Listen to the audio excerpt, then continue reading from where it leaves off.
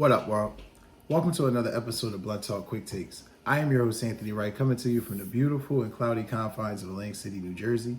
Wherever you may be watching or listening, I thank you as always. Like, share, and subscribe. It helps the channel.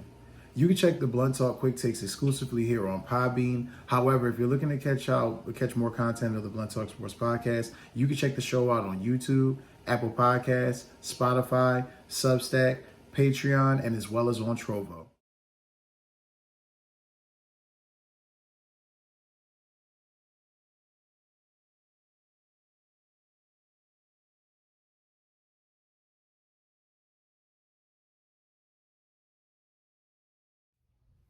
Don't forget to hit that like, share, and subscribe button.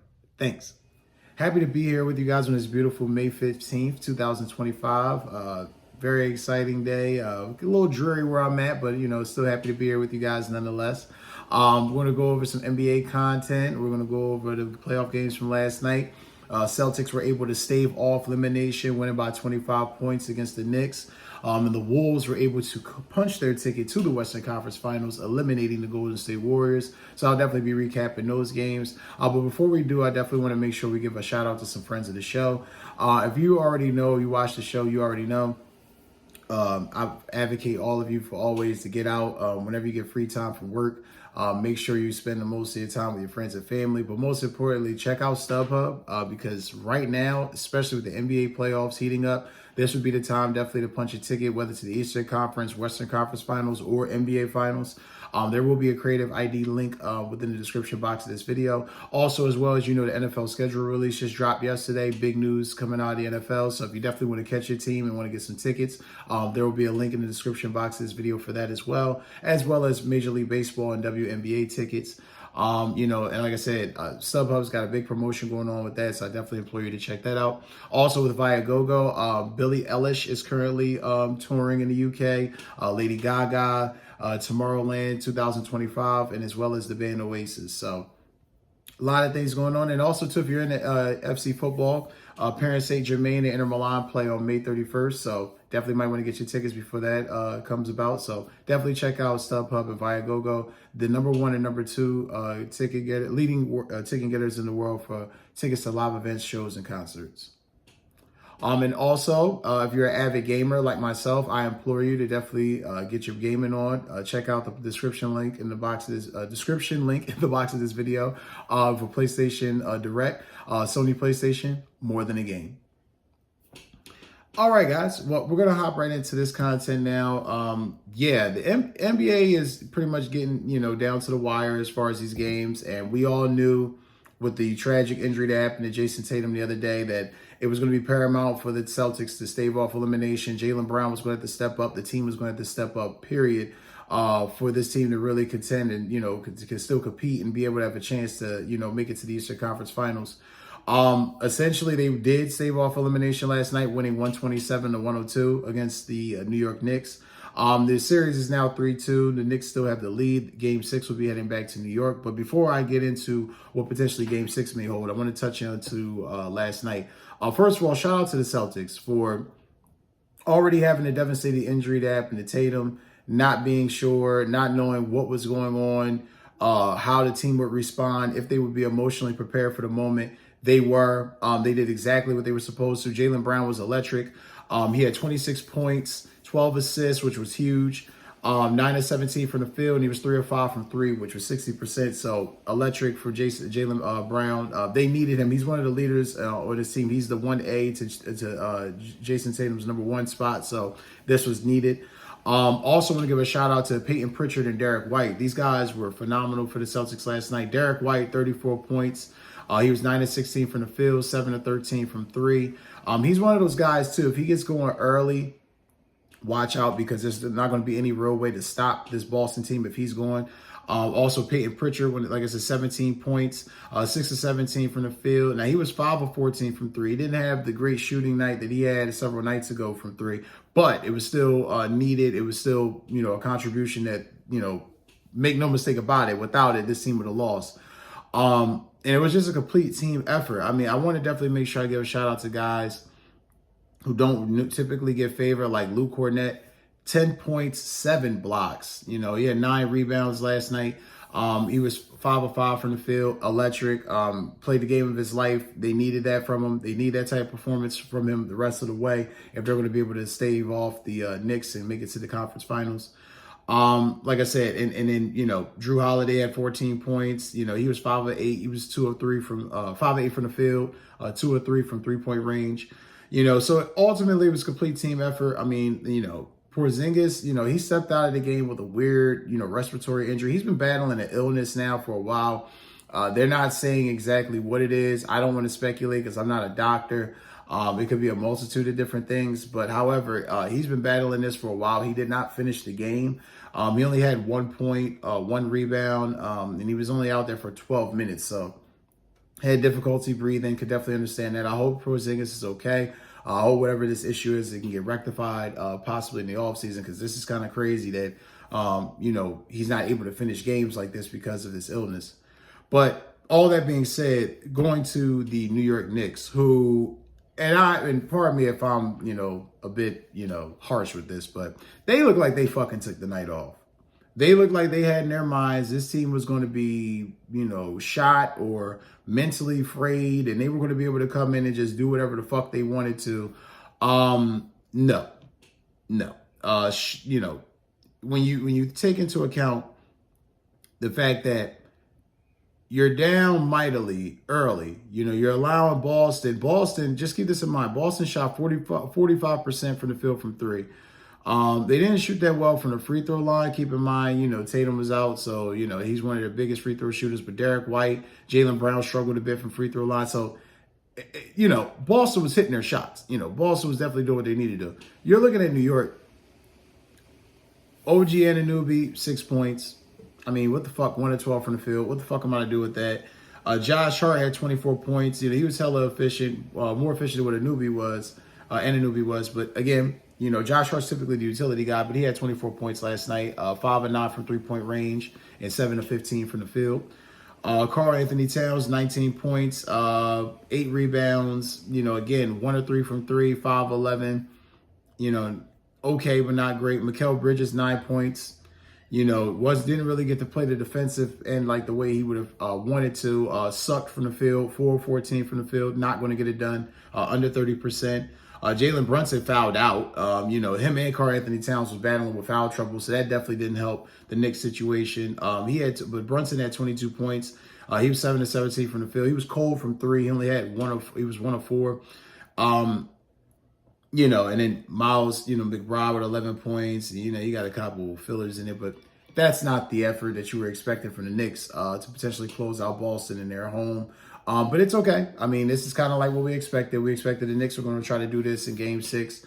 I'm going to be honest with you. They have to close this game out.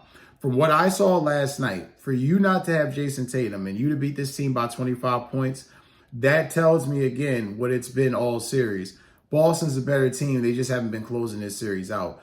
If you're the Knicks, you do not want to lose to a Jason Tatum-less Boston Celtics team. That would be a fucking embarrassment of the highest order. So if you're the Knicks, how do you go about closing this out? Let's not get in foul trouble. Let's play better defense, and let's be more efficient shooting from the field. I think if you're the Knicks, if you have that philosophy, you should be good. I mean, shooting under 40% from the field is not great. Shooting 40% from 3, that's okay, but 12 makes on 30 attempts, not great. You want to be better. So Knicks definitely have to be better if they want to advance to the Eastern Conference Finals. But credit to the Celtics for not lying down. So still a series, but Game 6 will be coming tomorrow. So we will see. Next will be the series that is already finished. It will be the Timberwolves versus the Golden State Warriors. Timberwolves were able to pull out the victory 121-110, punching their ticket to the Western Conference Finals for the second time in 2 years. First of all, gotta give the Warriors, not the Warriors, gotta give the T-Wolves credit. I'll touch on the Warriors in a second, but gotta give the T-Wolves credit. They were on fire to start this game.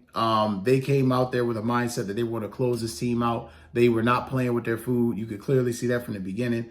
And I got to give the Warriors, that I was going to mention Golden State, I got to give them credit because they did keep the game tight, as best as they could. But ultimately, this game was over by the end of the second quarter. I mean, the Wolves ended the second quarter on a 17-5 run. I mean, what the fuck are you to do with that if you're Golden State? You can't really do anything with that. And then the one thing that I did notice that was kind of revealing though, and even Chris Finch kind of mentioned this because he was mic'd up during the game. Minnesota has to calm down on the fucking turnovers. I mean, last night they had 20. I mean, both teams combined in this series turned the ball over a lot, but for a closeout game, if Steph Curry had been on the floor, you would have lost that game. That's a lot of like bad, inefficient, sloppy turnovers where you're just expecting them. You're not thinking. You're going into a half-ass. You're going into it not really prepared, and it could cost you. So that's something they definitely got to fix, especially if they're going against OKC or potentially a Denver Nuggets team. They have to clean that up if they're going to have any chance of going to the NBA Finals. But again, Minnesota didn't play with their food. They pulled away. But they had to keep their foot on the gas because I got to give the Warriors credit. They fought to the fucking end. Shout out to Brandon Podziemski. He had 28 points, 11 of 19 from the field, 4 of 6 from 3. Also, shout out to Jonathan Kuminga, 26 points, 11 of 23 from the field, 3 of 9 from 3. These guys were fighting like hell to keep this Warriors team involved. Jimmy Butler, what the fuck? 17 points, 4 of 11 from the field, 0 of 3 from three-point range. Jimmy has supplanted himself now, is proven Pat Riley correct. You would have been a fool to get this man a max contract. He's not a max player anymore. He is a secondary scorer. Not that he's garbage, but he's more of the second guy now, even on a great team, possibly the third.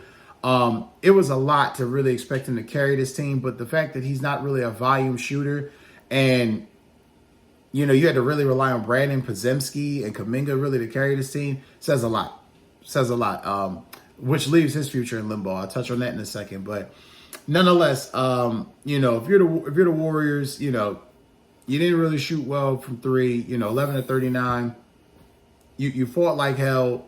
43% from the field. So you tried, but ultimately without Steph, you have no offense. I mean, they missed Steph badly. They missed Steph badly in this game. This series. It was, as you can see here, he was agonized, just going through hell watching it. But ultimately, they got a lot that they got to think about going into next season because I think they need to reshuffle the decks. But before I touch on their offseason outlook, I want to continue on with the Timberwolves. OG Mike Conley, 16 points, 5 of 7 from the field, 4 of 6 from 3. Typically, when Mike Conley is shooting well from three-point range, the Timberwolves typically win those games, so not a shock there. He played extremely well last night, did exactly what he needed to do to close this game out. He's vying for a championship. He's one of those guys that's been in the NBA for forever. If I'm correct, I want to say 2007, maybe 2008. I want to say 2007 to be exact, but been in the league for forever, looking to win a championship. One of those, veterans that, calming presence wherever he goes, respected, well-loved. I'm pulling for him a bit. Like I said, Timberwolves are my dark horse anyway to win, come out of the West. So we'll see how things play out. But shout out to the OG Mike Conley. And Minnesota ultimately just kept their foot on the gas, and they did not allow this Warriors team, really a chance to come back. And I give them credit. They fought. But, as far as the Warriors offseason outlook goes, you have to continue to get younger, and you have to figure out, what are you going to do with... Because let's be honest, Draymond Green had 10 points last night, 1 of 6 from 3, 4 of 11. Without Steph out there, he's a guy. Without Steph out there, and I know Draymond is an elite defender. He's played at a high level. Not everybody can stay on top for a long time, but I mean, he played damn near 36 minutes and he gave you 10 points. And he's never really a scorer. But I mean, 6 rebounds. You're getting out rebounded. You're taking 6 3-point attempts. Steph's out and you're hitting 1. It's just, it's a lot. They haven't really, the youth on the roster kind of worries me a bit. I mean, outside of Podziemski, what are you going to do with Jonathan Kuminga? You fucked around with his contract and his situation. How is that going to play out? So it's interesting. It's very interesting. Kevon Looney didn't give you shit last night. So they need an injection of youth in that team. I'm pretty sure they're going to try to keep or add another veteran, if not retain Jimmy Butler, because I even think they may need to let Jimmy go. I mean, after this playoff series, without Steph, he really gives you nothing. I mean, absolutely nothing. So it's kind of weird, but that's going to do it for this episode, guys. As always, don't forget to like, share, and subscribe. I'll have another episode coming out talking about the start of the WNBA season. I definitely implore you to check that out. There'll be an article on Substack that I implore you to read that'll be in conjunction with it. Also, we'll be talking about the Eagles schedule release. So definitely stay in touch and stay in tune for those videos. Always, remain plugged in. I love you guys. Take care and enjoy the rest of your day.